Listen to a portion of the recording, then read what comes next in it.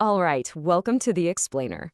Today, we're getting into the wild story of a film that was literally sentenced to death and just refused to die. We're talking about the one and only Nosferatu. Okay, let's start with a little thought experiment. Just for a second, when I say the word vampire, what do you picture?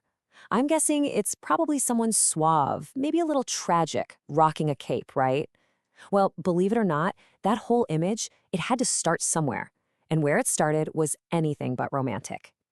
Yeah, the vampire that first hit the silver screen way back in 1922, he was the total opposite of that suave guy we just pictured. This creature wasn't made to seduce you. He was made to repulse you. He wasn't some tragic, misunderstood anti-hero. Nope.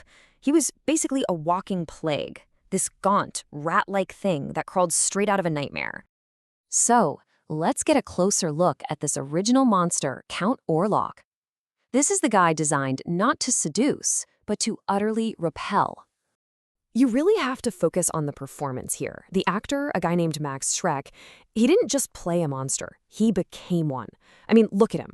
Bald head, those creepy pointed ears, the impossibly long claw-like fingernails. He wasn't some fallen noble. He was a pest, a walking embodiment of the plague itself. You didn't feel sorry for this guy. You were just horrified by him. He was a pure creature feature monster. Okay, so here's where the story gets really wild. This incredibly important genre-defining film was totally illegal. Its very existence was a crime. See, the German studio Prana Film was dying to adapt Bram Stoker's Dracula. The problem? They couldn't get the rights. So what did they do? Well, they just changed the names and hoped no one would notice. Count Dracula became Count Orlok. London became the German town of Wisborg. They even swapped out the word vampire for Nosferatu. They figured, hey, that's enough to get around the law, right? Wrong. So wrong. Turns out a few name changes weren't nearly enough to hide what they'd done.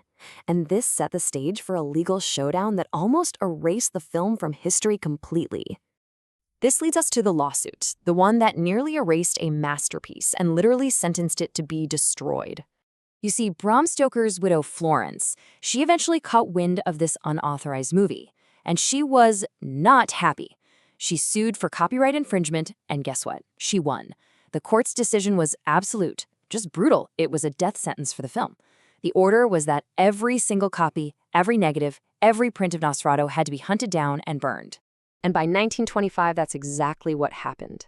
The order was carried out. Can you imagine? This masterpiece was officially gone, considered a lost film, literally erased from history in a giant bonfire of film reels. That should have been it. End of story. But it wasn't the end, was it? We're here, 100 years later, still talking about it. So if every copy was burned, how on earth did this vampire cheat death? It's actually kind of amazing. It all came down to timing. Before the German court order came down and the bonfires started, a few prints of the film had already been shipped internationally. They had escaped. The movie got out of the country just in the nick of time, and those few surviving prints, scattered around the world, are the only reason we can watch Nosferatu today. So it survived. But why was it so important to save? Well, this film's survival didn't just save a movie, it basically preserved the entire blueprint for cinematic horror as we know it. The director, F.W. Murnau, was a genius of what's called German expressionism, and he used this technique from painting called chiaroscuro. Now, this isn't just about making things dark. It's about using extreme, almost jarring contrasts between light and shadow. We're talking deep, oppressive blacks smashed right up against sharp, blinding whites. The whole point is to create this gut-level feeling of dread and unease. And that visual style became the very language of Gothic horror.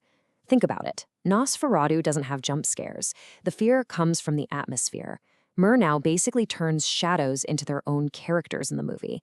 They creep and crawl and stretch in these totally unnatural ways, making you feel like there's always something evil lurking just out of sight. And this is the key to its psychological power. It's not about what you see, it's about what's suggested. The most famous shot in the film perfectly illustrates this. We see Orlok's shadow climbing the stairs, just his shadow. We don't see the monster itself, but that creeping, dark shape moving toward its victim, it's pure terror. The fear is all in the anticipation, created with nothing more than a light and a wall. So when you boil it all down, the film's impact is just massive. First, it gave us the creature monster, the idea that a horror villain could be purely repulsive, not some romantic hero. Second, it basically invented Gothic lighting, establishing shadow as a primary tool for creating fear. And maybe most importantly, it proved that atmosphere, that slow burn sense of dread, can be way more powerful than any cheap shock. So in the end, Nosferatu, a film that survived its own execution, leaves us with this question that horror still asks today. What really scares you more? The monster you can see right in front of you, or the shadow creeping up the wall? It's a chilling reminder that sometimes the most terrifying things are the ones lurking just out of sight.